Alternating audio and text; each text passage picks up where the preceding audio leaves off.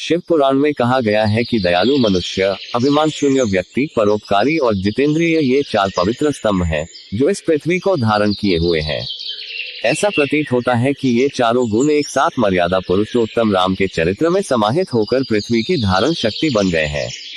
राम के इन्हीं वैयक्तिक सद्गुणों का उच्चतम आदर्श समाज के सम्मुख प्रस्तुत करना वाल्मीकि रामायण का प्रमुख उद्देश्य है।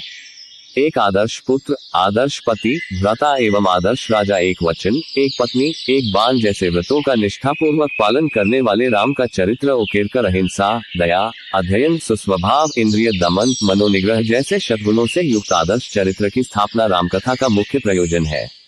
रामायण में वर्णित राम, लक्ष्मण, सीता ईश्वर स्वरूप हो सारे भरतखंड में पूजा आराधना के केंद्र हो गए हैं। राम परिवार के वैचारिक, भाषिक एवं क्रियात्मक पराक्रम का वर्णन करना ही वाल्मीकि रामायण का प्रधान हेतु रहा है। ब्रह्मा जी के मानस पुत्र नारद जी से एक बार वाल्मीकि ने प्रश्न पूछा था, संसार में गुणवान, वीर्यवान, धर्मज्ञ, उपकार मानने वाला, दृढ़ प्रतिज्ञ कौन है? ऐसा कौन सा महापुरुष है जो आचार, विचार एवं पराक्रम में आदर्श माना जा सकता है? इस पर नारद का उत्तर था, राम नाम से विख्यात वे ही मन को वश में रखने वाले महाबलवान, कांतिमान, धैर्यवान और जितेंद्रिय हैं।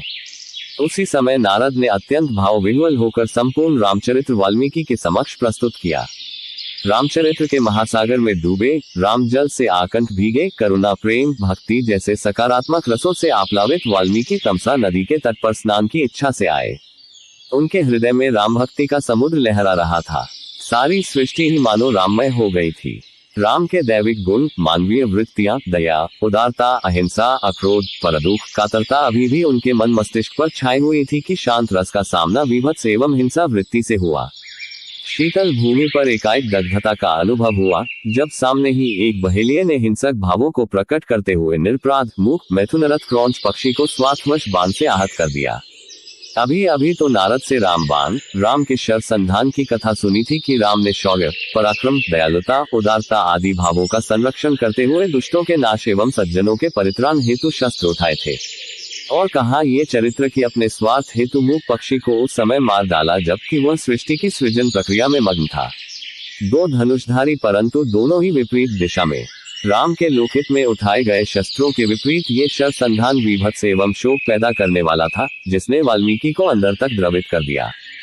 क्रौंच पक्षी की पीड़ा से एकाकार हुए वाल्मीकि के मुंह से मां निषाद वाला श्लोक बह गया। सारी घनीभूत पीड़ा श्लोक में उतर आई।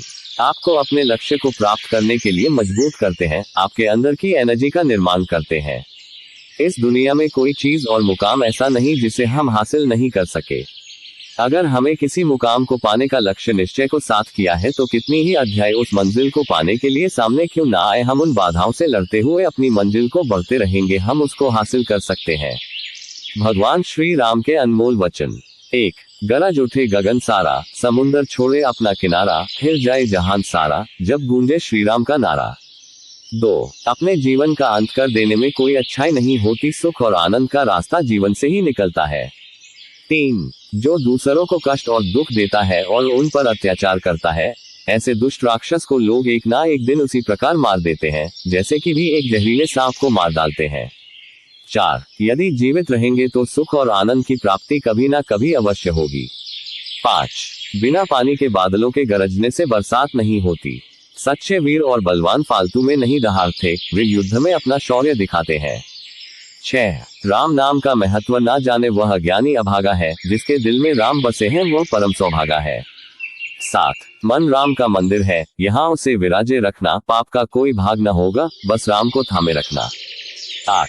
केवल डरपोक और कमजोर ही चीजों को भाग्य पर छोड़ते हैं, लेकिन मजबूत और खुद पर भरोसा करने वाले होते हैं, वे कभी भी नियति और भाग्य पर निर्भर